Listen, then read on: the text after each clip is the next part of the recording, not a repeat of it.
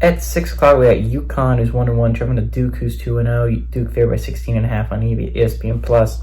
Joe Fagnano for UConn has gone 21-35, thrown for 477 yards, 6 touchdowns, 1 interception. Darrell Robinson's had 17 carries for 128 yards and a touchdown. Skylar Bell's had 7 catches for 246 yards and a touchdown. Malik Murphy has gone 50-79, thrown for 533 yards, 5 touchdowns, 2 interceptions. Star Thomas on the ground has had 30 carries for 81 yards, and Jordan Moore's had 18 catches for 233 yards and a touchdown. UConn's 2-1 against Duke all time. Last game did go to Duke, though. And UConn is undefeated at Duke. They're also 1-0 in one-possession football games. Those were 2 different football games. But UConn has actually owned Duke. And now that's going to change, probably. Duke's tying the series here. UConn's not a good football team. Let's get that out of the way right off the bat. This is a bad football team. This is a football team that is going to be lucky to win 2 or 3 games this year.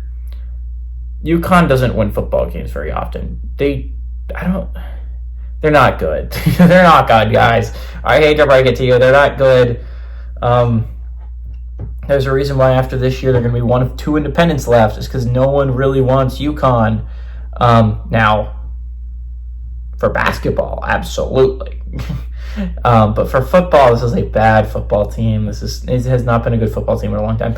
Duke's a little bit of a surprise. They're a little bit of a shocker at 2-0. I thought they would lose the Northwestern game, to be honest.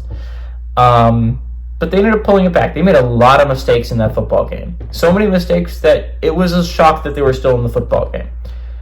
And I thought it was over near the end when I thought Malik Murphy fumbled. But that call was overturned. They kick a game-tying field goal. They send it to overtime and eventually goes to double overtime. Duke wins. An absolute thriller at Northwestern. Likely going to be Northwestern's most heartbreaking loss at the end of the year because it's a game they could have had. But Duke ended up stealing it. And Duke's likely to move to 3-0 here. And it's a little bit of a...